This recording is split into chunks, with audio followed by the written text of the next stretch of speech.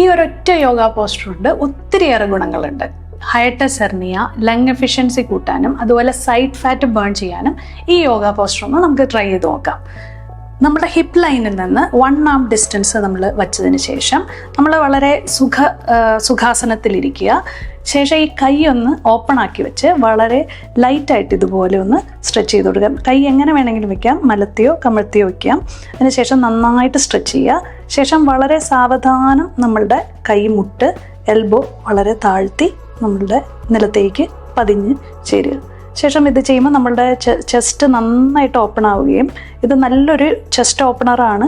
അത് കൂടാതെ നമ്മൾക്ക് ശ്വാസമുട്ട്, അലർജി ഇങ്ങനെയുള്ളവർക്ക് ഇത് ചെയ്താൽ ലങ് എഫിഷ്യൻസി കൂടാനും നല്ലതാണ്.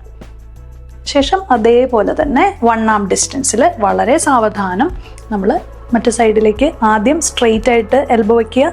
ശേഷം വളരെ സാവധാനം നമ്മളുടെ എൽബോ ഇത് വയ്ക്കുക. അപ്പം നമ്മുടെ ഈ മറ്റേ കാല് നമ്മൾ അധികം പൊങ്ങാതെ നമ്മൾ ശ്രമിക്കുക.